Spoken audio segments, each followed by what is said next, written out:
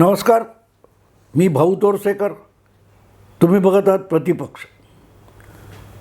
मित्रांनो, आता जवळजवळ निवडणूक संपलेली आहे. मी बोलतोय त्यावेळेला 2024च्या लोकसभा निवडणुकीच्या शेवटच्या म्हणजे 7व्या फेरीचं मतदान बाकी आहे. आणि हळूहळू करत गेले 3 महिने निवडणुकीची धावपळ करताना त्यांची दमछाक झाली. अशा एकेका पक्षाच्या नेत्याने मैदानातून पळ काढायला सुरुवात केलेली आहे. थकान, विरंगुळा पाहिजे, विश्रांती पाहिजे. अजूनही प्रचाराचे 2 दिवस शिल्लक आहेत.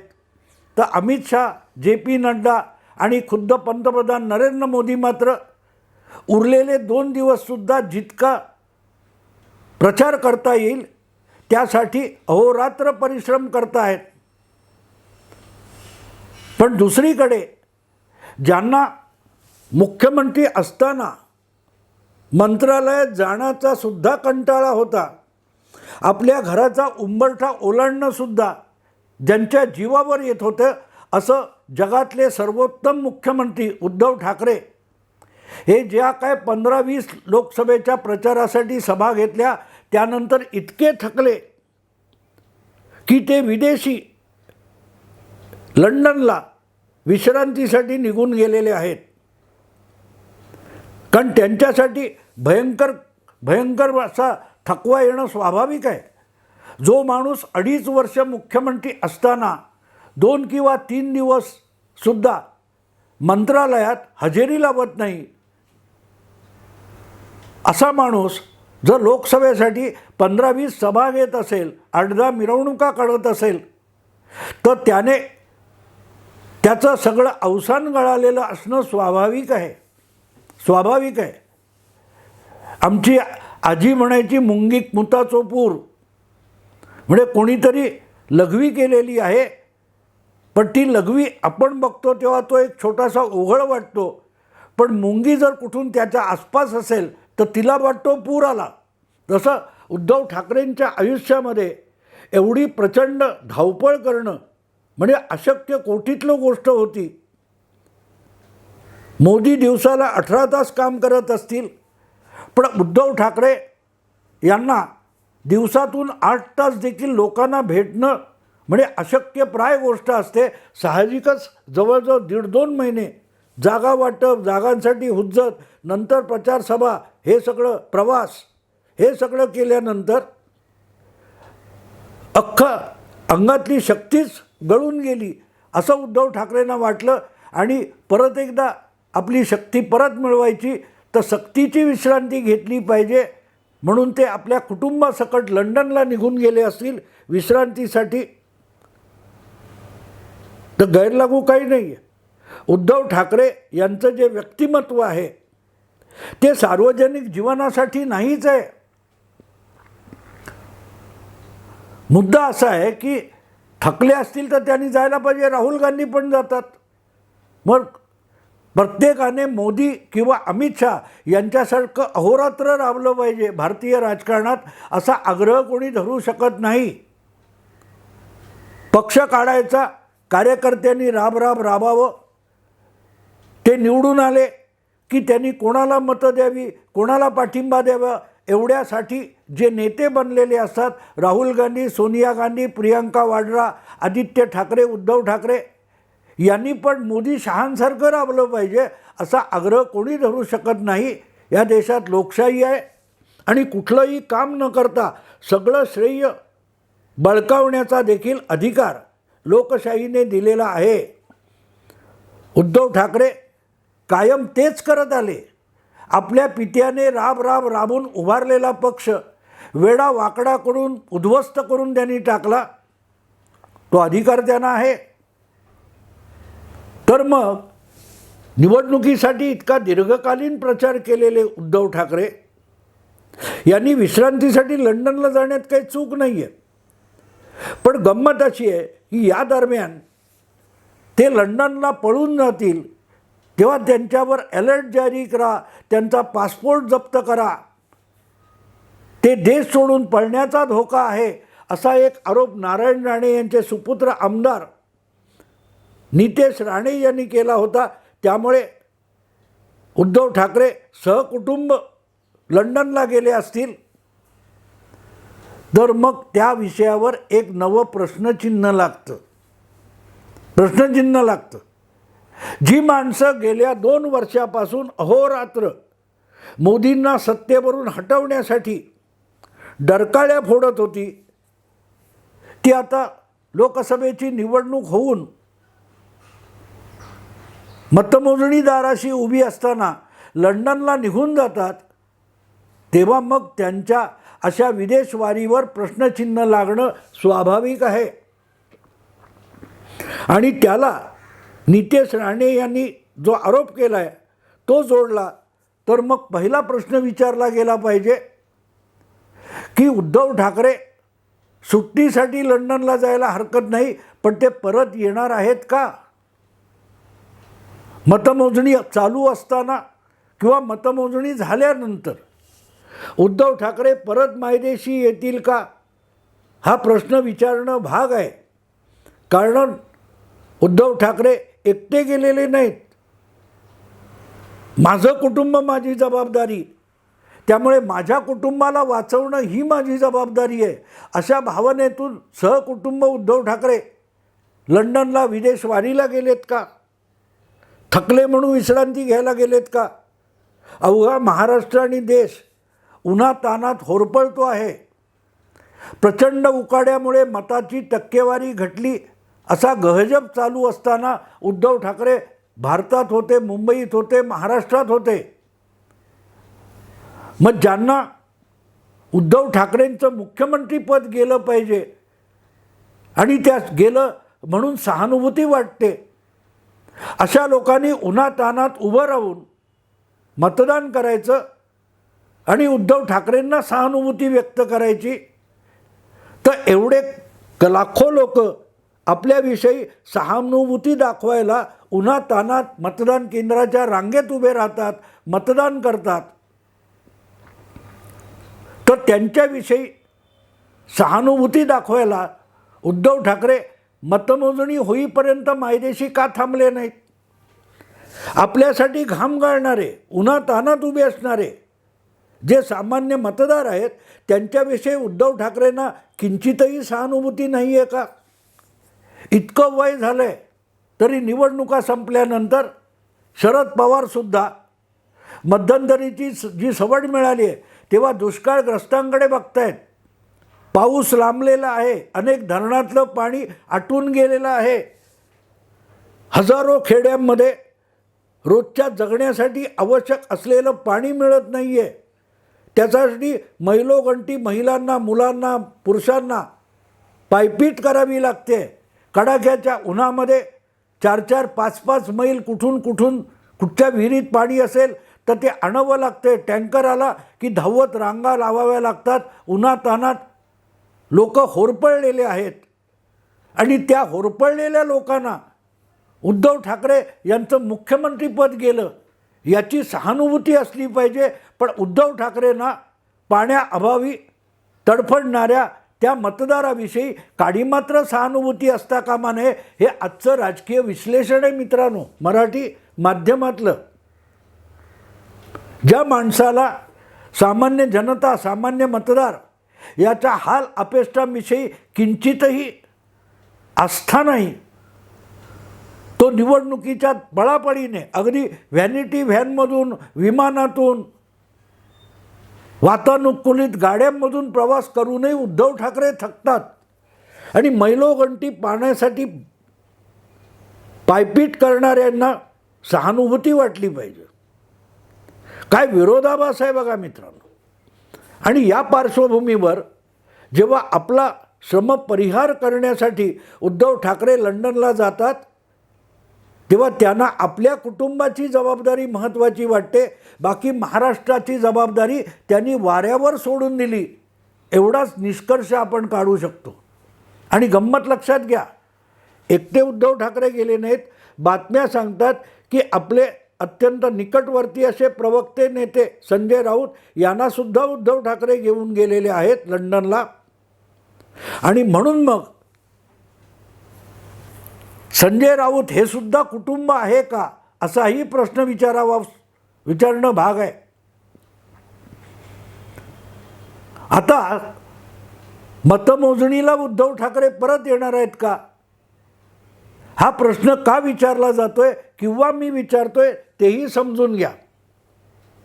हा प्रश्न मी एवढ्यासाठी विचारतोय की 1 जूनला शनिवारी शेवटच्या 7व्या फेरीतलं मतदान होणार आहे आणि त्याच संध्याकाळी वेगवेगळ्या संस्थांनी जे एक्झिट पोल, ओपिनियन पोल वगैरे केलेले आहेत ते लोक निकालाविषयी अंदाज देणार आहेत की भाजप परत येईल का, भाजपचं बहुमत हुकेल का, इंडी आघाडीला किती जागा मिळतील, महाराष्ट्रात अजितदादा, एकनाथ शिंदे, उद्धव ठाकरे, शरद पवार यांच्या फुटलेल्या गटांना किती मतं मिळतील, किती जागा मिळतील, याचे अंदाज शनिवारी व्यक्त केले जाणार आहेत. आणि त्याच दिवशी काँग्रेसचे राष्ट्रीय अध्यक्ष मल्लिकार्जुन खरगे यांनी इंडी अलायन्समध्ये सहभागी असलेल्या मित्रपक्षांची बैठक बोलावलेली आहे, ज्यांचा उल्लेख संजय राऊत भावी पंतप्रधान असा करतात.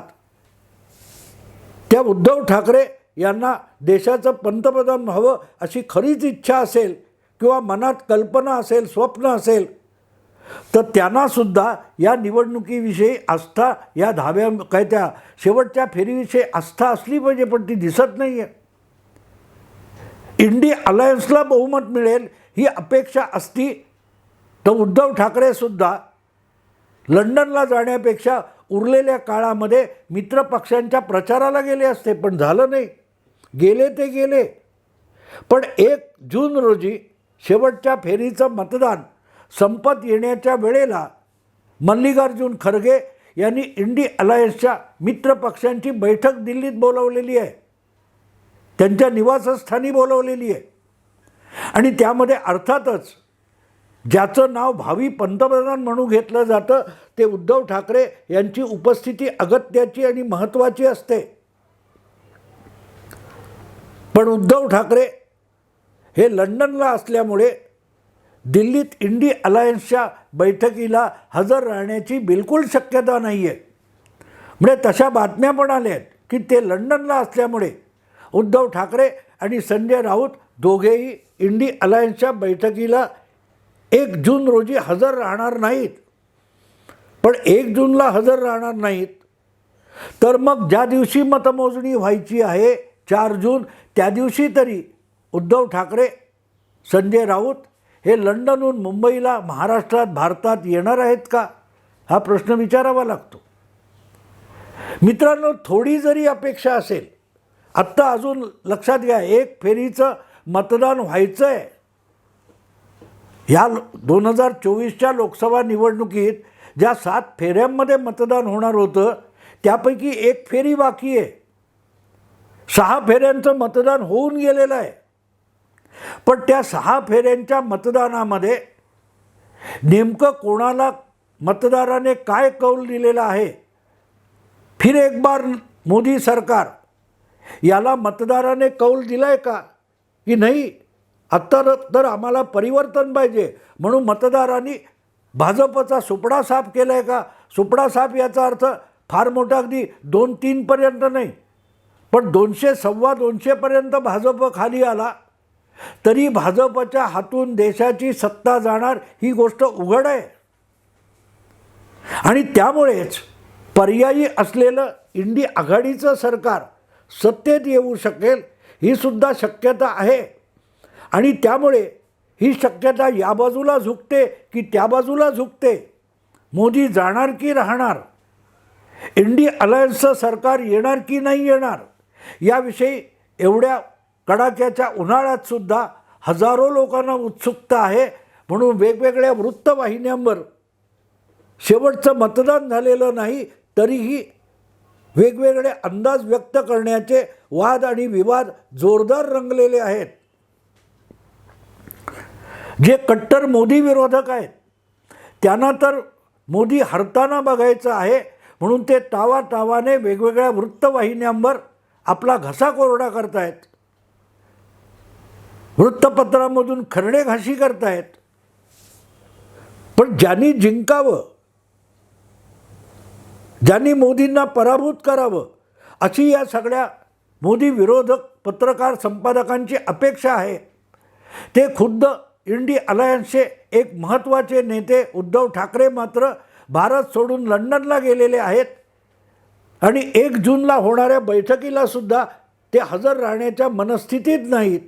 इथेच आपल्याला निवडणुकीचे निकाल कुठल्या दिशेने जात आहेत आणि त्याविषयीचा खुद्द उद्धव ठाकरेंचा अंदाज काय आहे, संजय राऊतांचा अंदाज काय आहे याचा अंदाज येऊ शकतो, चाहूल लागू शकते. ज्यांची जिंकण्याची अपेक्षा असते, मित्रांनो एक लक्षात ठेवा, सध्या वेगवेगळ्या राज्यातल्या शालांत परीक्षांचे निकाल लागत आहेत. कुठे 95% लागला, कुठे इतका लागला, कुठे तितका लागला आणि मग मेरिट लिस्टमध्ये आलेली मुलं, गुणवत्ता यादीमध्ये आलेली मुलं, त्यांच्या मुलाखती घेतल्या जात आहेत, त्यांचं चित्रण टी व्हीवर दाखवलं जात आहे. पण त्यामध्ये पराभूत झालेल्या, नापास झालेल्या मुलांचं काही दाखवलं जातं का? हे निकाल शालांत परीक्षांचे येणार होते. त्या निमित्ताने वेगवेगळ्या राज्यातल्या मुलांना, ज्यांना आपल्याला चांगले गुण मिळतील अशी अपेक्षा आहे, त्यांच्याही मुलाखती दाखवल्या गेल्या होत्या. त्यांची काय तो गुणवत्ता यादीत नंबर लागला, त्यांची नावं आणि मुलाखती दाखवल्या गेल्या. पण जी मुलं अपयशी ठरली अशी सुद्धा हजारो मुलं आहेत, नापास झाली. त्यांचं काय? 2 दिवस आधी, 4 दिवस आधी, आठवडाभर आधी जी मुलं नापासच होणार याची ज्यांना खात्री होती, त्यांची कोणी मुलाखत तरी घेतली का? नाही. अशा मुलांच्या कधी मुलाखती घेतल्या जातात का? नाही. अशी मुलं मोठ्या उत्सुकतेने निकाल कधी आहे, ती तारीख जवळ येते म्हणून उत्साहित झालीत असं आपण कधी बघतो का? नाही. त्यांना खात्री असते की आपण नक्की नापास होणार आहोत आणि त्यामुळे जग इकडचं तिकडं झालं तरीही आपण पास होण्याची शक्यता नाही. हा जो आत्मविश्वास असतो, तो आत्मविश्वास त्यांना परीक्षा, निकाल यापासून दूर घेऊन जातो. ते म्हणतात ठीक आहे, निकाल लागेल तो लागेल, बघू, आत्ता आराम करूया, विश्रांती घेऊया. उद्धव ठाकरे, आदित्य ठाकरे, ठाकरे कुटुंब, संजय राऊत यांचं जी सायकोलॉजी आहे ती कळते तुम्हाला. सामनाचा अग्रलेख परत एकदा कुठच्या बातमीमध्ये ऐकायला मिळाला की 18 तास काम करून निवडणुकीसाठी राबून मोदी शहा यांचं मानसिक संतुलन बिघडलेलं आहे. ते मानसिकदृष्ट्या आजारी झालेले आहेत, त्यांना विश्रांतीची गरज आहे असं कोण सांगतो? सामनाचा अग्रलेख सांगतो. ज्या सामनाचे संपादक उद्धव ठाकरे आहेत आणि अग्रलेख संजय राऊत लिहितात, ते काय म्हणतात? अखंड 18 तास काम केल्यानंतर शारीरिक आणि मानसिक थकवा येतो, मानसिक संतुलन बिघडलेलं आहे, बिघडत असतं. ते मोदी, शहा, नड्डा यांचं बिघडणार असेल तर 12 तास 8 तास काम करून उद्धव ठाकरे आणि संजय राऊत यांचंसुद्धा मानसिक संतुलन बिघडणार. ज्यांना 2.5 वर्षात 2 दिवस देखील मंत्रालयात जाण्यामुळे दमायला होतं, ते 2-3 महिने दिवसाचे 8-8 तास प्रवास करून, प्रचार करून दमले असतील तर त्यांचं मानसिक संतुलन कुठच्या थराला घसरलेलं असेल याचा अंदाज येऊ शकतो. आणि अर्थातच ज्यावेळेला संजय राऊत किंवा उद्धव ठाकरे आणि सामना शहा मोदींच्या राबण्यावरून मतप्रदर्शन करतात, तेव्हा ते आपल्या अनुभवावरून करत असतात. आमचं मानसिक संतुलन पूर्णपणे बिघडलेलं आहे आणि आम्हाला फार मोठ्या विश्रांतीची, दीर्घकालीन विश्रांतीची गरज आहे, हेच सांगत असतात. पण ते सांगत असताना आपल्याऐवजी मोदी, शहा, नड्डा यांची नावं घेत असतात. आहे की नाही गंमत? मनी वसे ते स्वप्नी दिसे. आणि म्हणूनच आपण नक्की तोंडघशी पडून आगामी निवडणुकीत जबरदस्त पराभवाचा तडाखा सहन करणार आहोत. तर तेच त्यांना मोदी शहा भाजपविषयी दिसतं. सामनाचा अग्रलेख हा भाजपवर लिहिलेला असला तरी तो अग्रलेख जसाच्या तसा शिवबाटा सेनेला लागू होतो. आणि म्हणून मग प्रश्न विचारावासा वाटतो की 4 तारीखचे निकाल लागले आणि मतदाराने दिलेला तडाखा आपल्या पार्श्वभागावर बसला तर उद्धव ठाकरे परत येतील लंडनहून, मतमोजणी होण्यापूर्वी परत येतील. मग 2 दिवसांनी काय फरक पडणार होता? निकाल लागल्यानंतर सुद्धा विश्रांतीला जाता आलं असतं. 7, 8, 9 जूनला सुद्धा लंडनला जाता आलं असतं. पण लंडनला जायचं आणि मतमोजणीपर्यंत सुद्धा परत येणार की नाही याविषयी गोपनीयता राखायची. इंडिया अलायन्सची सर्वपक्षीय बैठक, महत्त्वाची बैठक, सरकार बनवता येईल का, विरोधी पक्ष म्हणून काय करायचं याविषयी आगामी भविष्यातल्या कार्यक्रमाची रूपरेखा ठरवण्यासाठी जी बैठक घेण्यात आली आहे त्याच्यासाठी सुद्धा गैरहजर राहायचं. हे कशाचं लक्षण आहे मित्रांनो? कशाचं लक्षण आहे? ज्या मुलांना शालांत परीक्षेत हमखास अपयश येणार याची खात्री असते त्यांना कुठच्याही परीक्षेच्या निकालाविषयी कधीही उत्सुकता नसते. उद्धव ठाकरे, संजय राऊत, आदित्य ठाकरे यांना ती उत्सुकता नाही आहे. भले मल्लिकार्जुन खरगेंना असेल, तेजस्वी यादवला असेल, शरद पवारांना असेल, ममता बॅनर्जींना असेल, पण उद्धव ठाकरे, शिवबाटाचे नेते संजय राऊत यांना किती आत्मविश्वास आहे. निकाल काय लागणार आहे?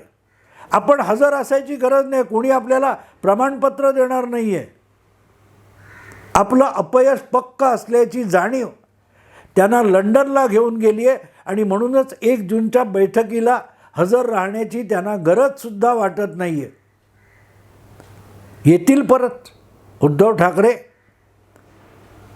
मतमोजणी संपल्यानंतर लगेच मायदेशी परत येतील असं तुम्हाला वाटतं का? तुम्ही ठरवा. मी आत्ता इथेच थांबतो. आवडलं लाईक करा, शेअर करा, सबस्क्राईब करा. नमस्कार.